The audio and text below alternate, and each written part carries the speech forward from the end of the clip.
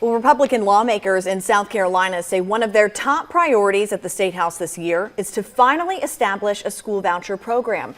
That push got started today with a committee advancing the bill to do this to the Senate floor for debate. Our State House reporter Mary Green on top of this story for us today. Mary, explain exactly what this program would do.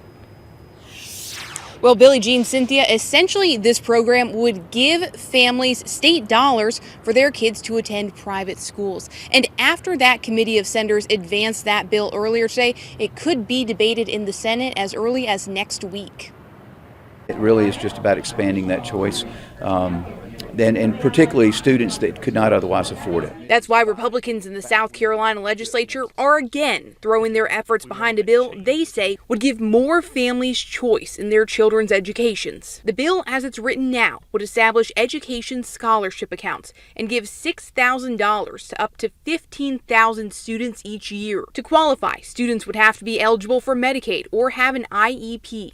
Families could use this money to pay for private school tuition, books and supplies, and transportation to and from school, among other approved uses. You're giving them a choice and an opportunity to try something different. If they're not getting what they need or their family doesn't think they're getting what they need at their local school, it gives them an opportunity to try something different. The bill passed in different forms in both the House and the Senate last year, but it fell short in the closing hours of the legislative session over a disagreement about whether students receiving this money would be required to take a test to see if this state-funded program actually works. What this committee advanced Thursday is the exact same bill that passed in the Senate last year. There's going to be some amendments on the floor regarding testing, maybe eligibility, but I expect that overall this bill is going to pass. It passed last year. It will probably pass again this year. But Senate Minority Leader Brad Hutto says even with those measures in place, he still doesn't like this bill, which has drawn wide Democratic opposition in previous years. We need to focus on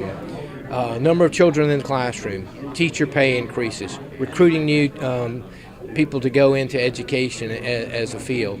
There's so many other things that we could do that would so positively affect education.